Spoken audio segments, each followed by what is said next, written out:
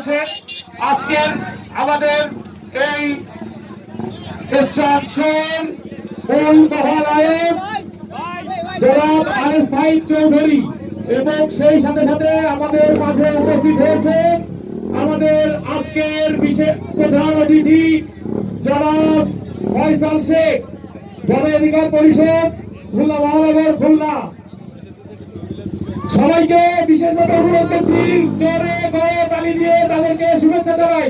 সবাই জোরে গণতালি দিয়ে তাদেরকে শুভেচ্ছা জানাই এবং আমাদের আসন গ্রহণ করার জন্য অনুরোধ করছি আজকে গণ অধিকার পরিষদ খুলনা মহানগর Khulna. Okay guys, volunteer list আকর্ষণ করতেছি। এইবার